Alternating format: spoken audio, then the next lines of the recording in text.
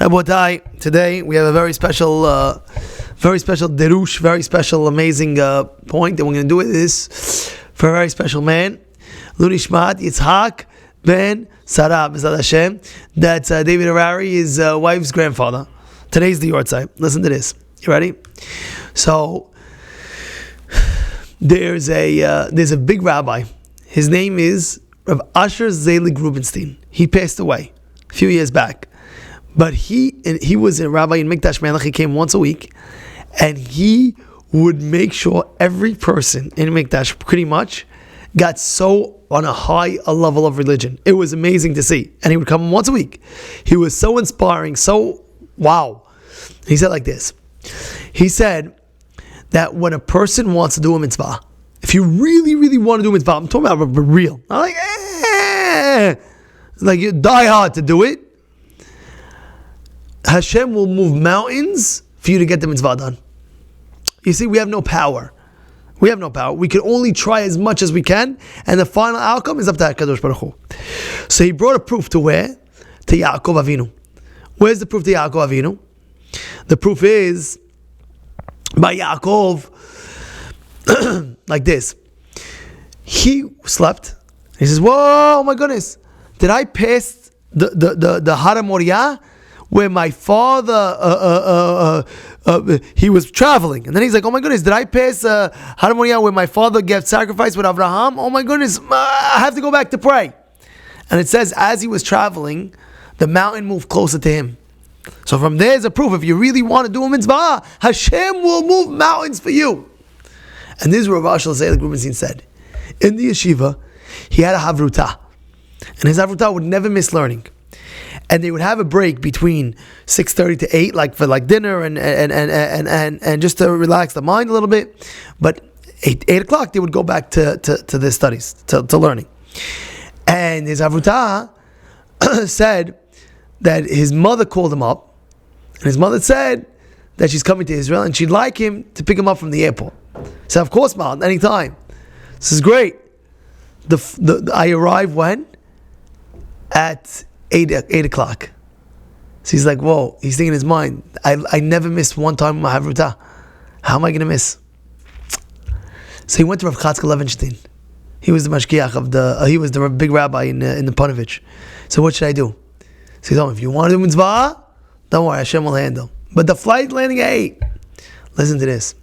You won't even believe it. He was flying El Al, and El Al made an announcement on the loudspeaker. The wind was extremely fast, and we arrived about 45 minutes earlier than expected. It's now 7:15. As they're landing, whatever, it's like that. His chavruta gets a call. By the way, we landed early, 7:15. He said he was able to pick up his parents, drop them off, and come back in time, 8 o'clock to learn. Because when a person wants to do something badly, HaKadosh Baruch Hu will move mountains. He'll move things, but you really got to want it. You can't be, you really want it, Hashem will move mountains for you to do that mitzvah. Okay? Now you want to hear my story, you can hear this story now. You can stop that now, or you can put it over here to record if you like. But this is my story. You ready for my story? Friday, this is my Hanukkah story. Remember, it's such an amazing story. I say it every year, Hanukkah, because it holds a special place in my heart. But I'm going to say it in a fast version, less than a minute. I was in Israel learning. And l'chatchila, it's better to light your own menorah because your parents are here. Better with no beracha. Yosef, no beracha, but it's nice. Light, no beracha. Okay. Different time zones, no beracha. Fine. So Friday I went to David Franco. David Franco, you know David Franco, right? My good friend. And I said, David, I usually never left the yeshiva until from Sunday to Friday. Friday would go out and whatever I have to do. So I was going to go Tuesday to go one of these stores to get a menorah. He says, no, you don't need to. They sell it at Danny's. Danny's is a store right next to the yeshiva. I said, great. Friday afternoon, 2 o'clock, right before he closes, I go to Danny. Danny, do me a favor, hook me up with a nice menorah? He said, we don't sell no menorahs. I said, what do you mean? David told me you do. No. We spell the lights to the menorah. I was like, what?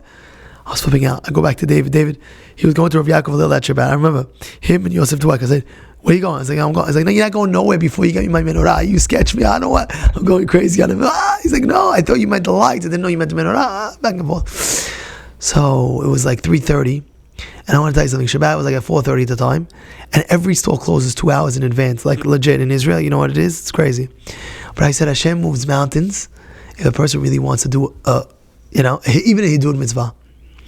I went to Pisgah. It's called like the strip of the what's it called of the all the stores.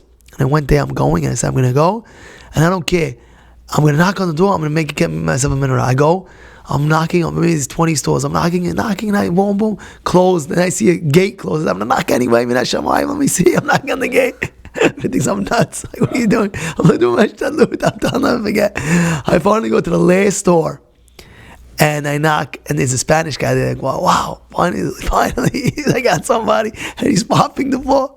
And I'm speaking in Spanish. Menorah, there's that. And he's like, what are you talking about? There's a shawarma store. I'm like, what the?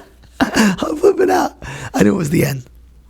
I turned to Hashem. I said, Hashem, I did all my hishtadlut. Now it's up to you. Please help me.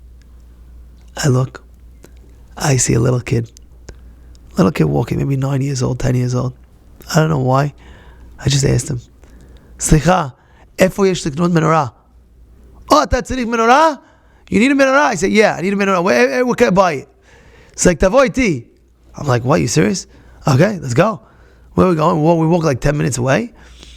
And he says, techake po, od daka ani ba. Okay, I'm waiting down, like, what's going on? I'm talking about a 9, 10-year-old kid. Imagine.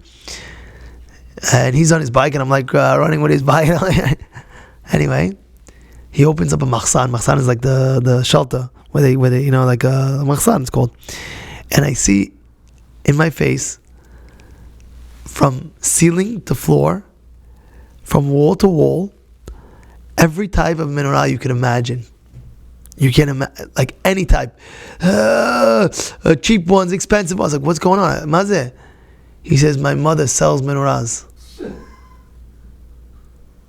I came holding that menorah, like a tear in my eye. I started crying, Hashem, I knew you'd never let me down when I really, really want to do a mitzvah.